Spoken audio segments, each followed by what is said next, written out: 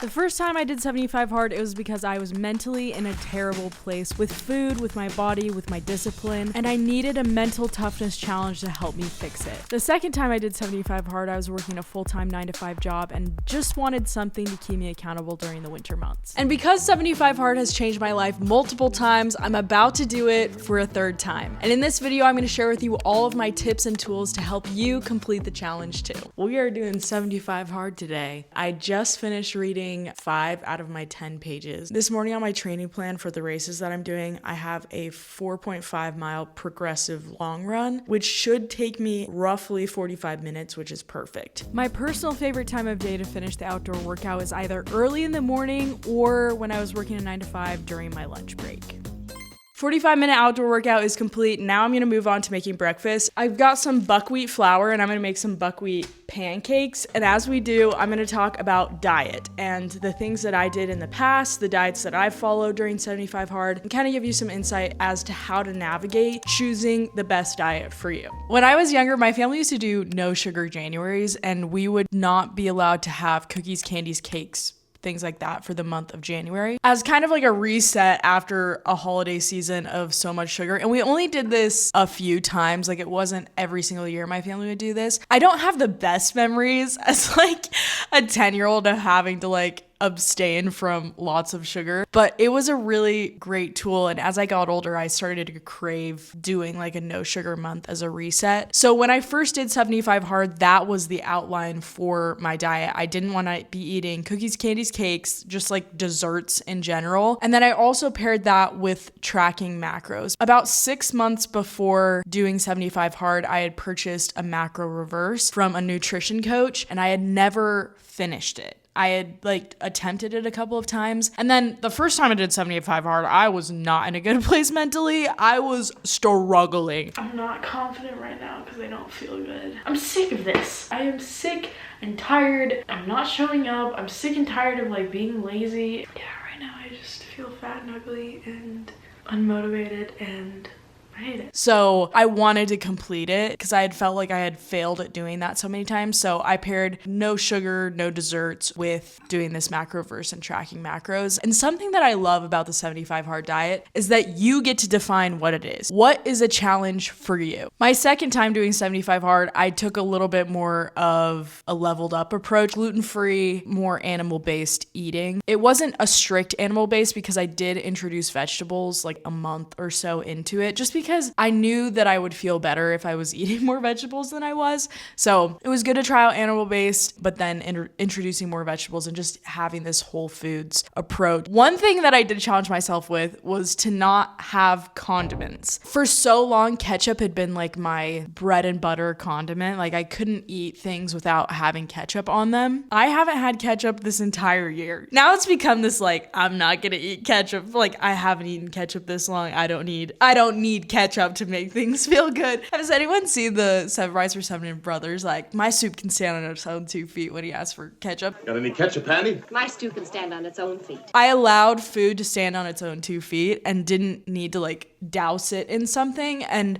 that was a challenge for me because liking ketchup was almost like this personality trait. It was almost this identity thing that I wanted to challenge myself to disconnect from. And that's something that following this diet allowed me to do. So my advice to you, if you're trying to pick a 75 hard diet, is to look at what is going to be challenging for you, because you want this to be a challenge. Otherwise, it doesn't do what it needs to do. But it should also be an attainable thing for you. If you're somebody who eats highly processed things, very minimal vegetables, eats out all the time, things like that, choosing an animal-based diet might not be the best fit for you right now. It might be in a little bit once you've completed a challenge that shows you that you can keep the promises to yourself. But don't go completely the other direction unless you know you can, unless you're like confident in your ability to do that, then do it. But if you're not, then take something that's a little bit more attainable for you. It's steps, it's levels. And so you want to find something that's a challenge for you that aligns with your goals. Like, if your goal is to lower your body fat percentage, if your goal is to save money, if you're,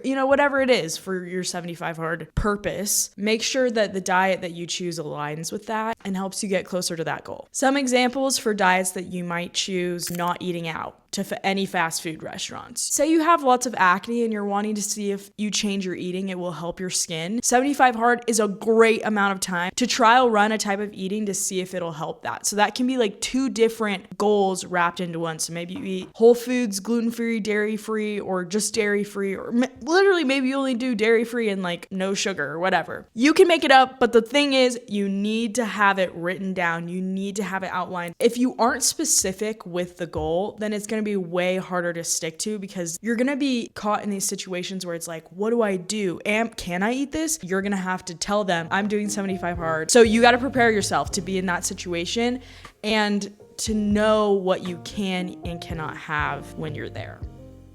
For my indoor workout today, I'm going to a workout class. It's called Cardio Fuse. If you watched my workout classes video that I did where I tried a bunch of different workout classes, then you'd know it's one of my favorite ones that I tried out of all of those. When it comes to the workouts for 75 hard, it is so important that you have plans and backup plans galore. There are going to be days when you have a plan to do a workout and it just doesn't work out, and you're going to have to know how to pivot and what to do in those situations. And my best advice for that is to have a structured idea of the fitness goals that you have for 75 hard, but also have backup workouts and staple workouts that you do during your plan. So for me, oftentimes I'd be going on walks every single day, but I also love using Les Mills Plus. I love the workouts from Les Mills. I'm actually certified to teach one of their workouts. It's called Body Combat, but a lot of their workouts don't require any equipment and you can just do it on your phone anywhere. And so I love having that during 75 hard because if I don't want to go on a walk and want to do an actual workout, or maybe I did an indoor walk on my walking pad, then I can use Les Mills to do a good outdoor workout even if I just did a walk indoors, so it balances those things out. We better head inside though because I am late for this class. I've made the most progress in my understanding of weightlifting over the course of both of the times I've done 75 hard. It gives me a really good opportunity to be consistent and get in the gym and practice different movements. And if you're somebody who wants to lower your body fat percentage and increase your muscle mass, weightlifting should definitely be in your rotation for workouts. I'm not exactly sure how many days a week I'll be weightlifting. It'll be at least 3, and then the other days of the week I can do a fun workout class like this one, and then I'll pair that every single day with a walk so I can get my steps in, or stretching and yoga for the indoor element.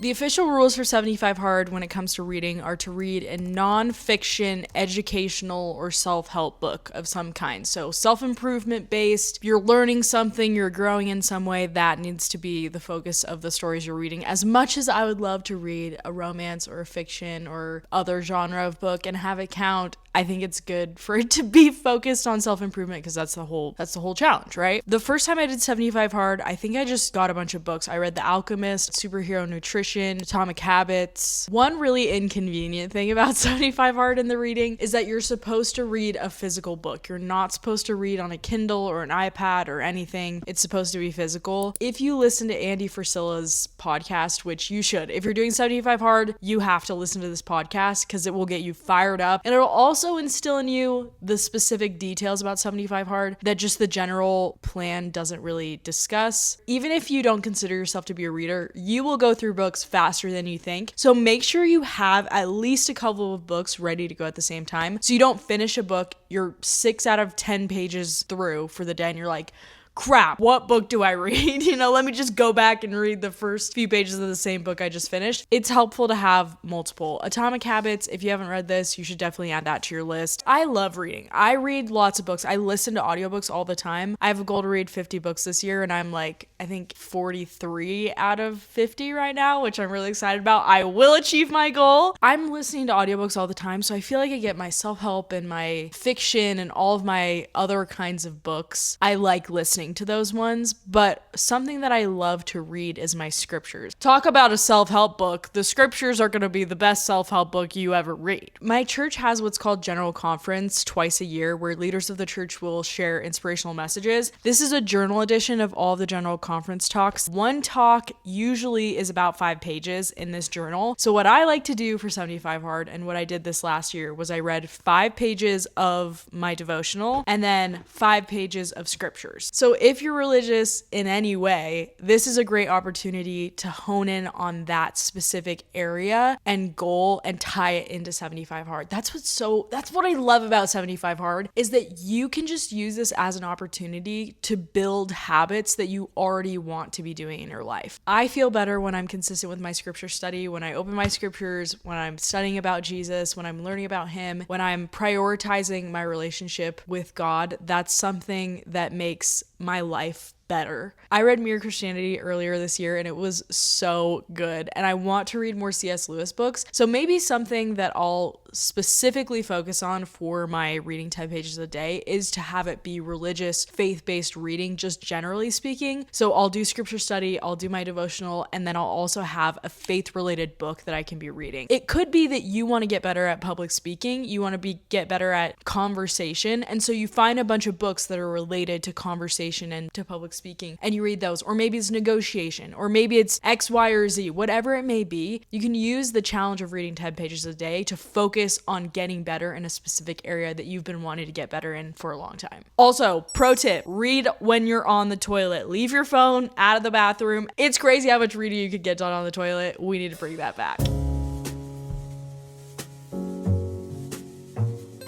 Before I get back to work, I also wanted to mention I'm on my last 40 ounce for the day. It's like 2 p.m. and I'm going to finish this between now and probably dinner. I've used a 40-ounce water bottle for both of my 75 hard challenges. It's the best in my opinion because you can break your drinking up into 3 parts versus a bunch. If you have a 16-ounce water bottle, you're going to be filling that thing up all the time. So if you have a 40-ounce, you only need to fill it up 3 times. And my favorite drinking schedule is to drink 1 40-ounce between the time I wake up and like breakfast morning time, 1 at lunchtime, drink that like with the meal pretty quickly. And I usually put electrolytes in that one, and I swear I'm like a vacuum. I'm like and it's like gone in 2 seconds. And then I fill it up. And the third one is between now and dinner time. You definitely don't want to leave drinking your water till the last part of the day, or else you're going to be getting up 5 million times in the night having to go to the bathroom. So following a drinking schedule like this is going to make sure that you finish your water so that you have time to go to the bathroom before you ever go to bed, so you don't have to wake up a bunch of times, because that's so annoying. I just purchased a course to become a certified personal trainer and nutrition coach, and I'm so excited. I'm also documenting the entire thing on here, so you best believe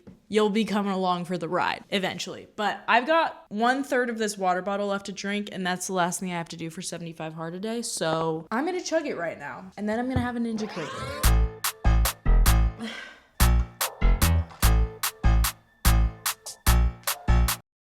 And we're done for the day. Another big tip, you better have something you're checking off for 75 hard, okay? If you don't use something to keep track of what you've done through the day, you are...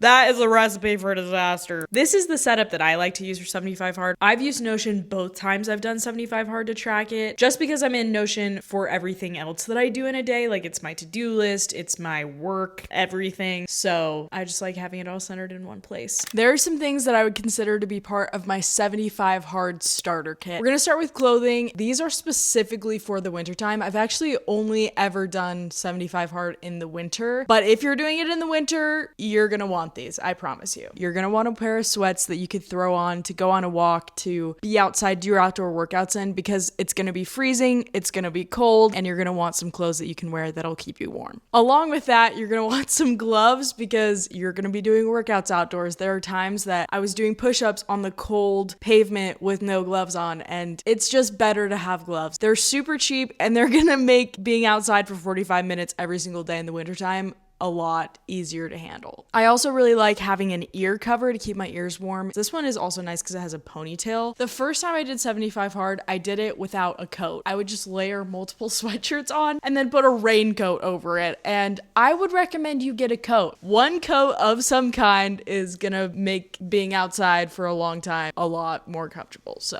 I recommend you have one of those. And then I recommend you have a bunch of athletic socks. These are more of like my cozy socks because all my athletic socks are dirty. already. I should probably get some more. But having a ton of athletic socks is going to come in handy because you're working out multiple times a day and you're going to be washing socks and workout clothes all the time. So having at least 10 pairs of socks is going to make your life so much easier. Now we're going to move on to some things that are going to make the workouts easier. So the first thing is a yoga mat. When I do 75 hard, I'm doing Pilates and yoga all the time. And anytime I'm doing an at-home workout, I'm going to need a yoga mat, and outdoors too. I bring this with me. This one's from Aloe. You can get one on Amazon. Just having any in general is going to be great. These are not necessary, but I highly recommend them. They're the Shox Open Runs. They're bone conduction headphones, so they go over your ear. They don't actually go inside of it. They use the bone like on the outside of your ear to transmit the sound. What I love about them is that you can hear what's going on outside. You can hear the cars, you can hear people talking, but you can also hear the music or audiobook or whatever you're listening to. I don't recommend these for working out in a loud gym or flying on a plane or anything like that. But if you're going on a walk, going on a run, these are perfect in my opinion. You just need something that you can listen to a podcast or an audiobook while you're going on all of your walks and doing your workouts. So some headphone of some kind. One of the most important things to have when you're doing 75 hard is a checklist. I did create a Notion page for this challenge, so if you want to access that, you can purchase it through the link in the description. It has questions to help you outline your exact plan. It has a daily checklist so that you can mark off exactly when you do different tasks. It also has a bunch of links and resources for things you might need for 75 hard. So if that sounds like it'll help keep you accountable and on track during 75 hard and just to help you get things lined out before you start the challenge, you can purchase it using the link in the description, and I hope it's helpful. If you want to track macros as part of your 75 hard diet, you're going to need a scale. I just bought this one off Amazon. This is the same one I've been using since I very first started tracking macros. If you want to track your food in general, you need a scale. This is the only way it's going to be exact. So I highly recommend picking one of these up if you want to spend some of your dietary focus on understanding nutrition on a deeper level. I said it before and I'll say it again, but a 40 ounce is the way to go for 75 hard. I use a hydro jug. The first time I did 75 hard, I got Active Stacks protein powder and made this protein shake every single day. It was incredible. I loved it. It satisfied my sweet tooth. It was helping me reach my goals, all of those things. Since then, I've leveled up. I bought a Ninja Creamy years ago, and this is seriously one of the best purchases I've ever made. It's made it incredibly easy to cut out those super sugary desserts and sweets out of my diet and out of my life, really, because I don't feel the need to have them if I have something like a Ninja Creamy that's going to satisfy my sweet tooth and fulfill me and that's going to help me reach my goals. So even if you don't get a Ninja Creamy, to find those treats that you can swap out, use cutting out sugar, desserts, all of those things as an opportunity to find things to replace it. And then you're going to find some of your favorite foods, your favorite treats and desserts that align with your goals. And you're going to keep making those and eating those even after 75 hard is over. It's so important to understand that even though you're doing this challenge, you can find opportunities to have joy and fulfillment. Like, this isn't just restrict. It's really just an opportunity to embrace a healthier lifestyle and a better version of you. So you've got to put in the work to find those things that align with your goals, and then you can swap out your unhealthier lifestyle for healthier lifestyle changes. And implementing all of these things, that's what helps you change your life. That's what leaves you at the end of this challenge feeling like, oh my gosh, my life has changed. It's because you've made these swaps. It's because you've done these things and implemented these habits that help you grow and help you change. And you can keep doing that even after 75 hard is over. Can you tell I'm passionate about this? I absolutely love this challenge. It has changed my life multiple times, and I know it's going to change your life. If you truly desire to complete this challenge, if you truly desire to change your life, to show up for yourself, you can do it. Nobody else is going to be able to make you do this. If you don't have that determination inside of you, find a challenge that aligns with where you're at right now. But if you do feel like 75 hard is the thing that you need to take on right now, and you're feeling that fire, listen to Andy Frisella's podcast. It's going to fire you up even more. Those nights and days when you're out there working out on your own in the freezing cold, hating that you're doing it, but loving that you're showing up. I'm excited for you to feel the change that happens inside you during those moments. And you're going to trust yourself more, and you're going to grow so much. And I am just so excited. I'm so excited for you to take this on. I want you to know that I believe in you. I know that you have the power within you to change your life. If you're feeling down in the dumps, I'm going to cry. I think back to the first time that I did 75 hard. And if you relate to me at that point in my life, if you feel like you're not keeping your promises to yourself, if you feel like you don't look or feel the way that you know you could, if you aren't showing up as the person that you want to be, I want you to understand that I know how you feel. I have been there, I have experienced that, and I know what it feels like. And I want you to know that it gets better. I watch videos of myself and I feel for her, but I'm not her anymore. I don't feel the same way that I did back then. And it's because of challenges like this that I've put myself through, that I have forced myself to grow and to learn. And it's just changed me. Things like this have changed me, and they have the power to change you too. And I know that you can do it. And I know that if you are feeling lost and feeling overwhelmed with whatever challenges you're facing, I'm here for you. I understand, and it's gonna get better. I promise you that. It's gonna get better as you keep growing, as you keep learning, as you keep challenging yourself. Good luck. Good luck. I know you can do this. I'm so excited for you, and I wish you all the best on your 75 hard journey. I'm going home for Christmas, but I fly back to Utah, where I'm currently living, on January 3rd. So I'm planning on starting 75 hard on January 4th. So if you want to do the challenge and you want to do it exactly on the same day that I'm doing it, I will be starting January 4th. And if you want daily motivation to keep you accountable, just give you tips and help you through the entire process, I'll be documenting everything on Instagram. I'm also trying to hit 100,000 followers on Instagram before the end of 2025. So if you want to help me reach my goal, you can follow me at Rehl over there. And I just love being on stories and talking with you and keeping you guys in the loop. Thank you so much for watching. I really hope this video was helpful. I love you guys, and I will see you in my next video.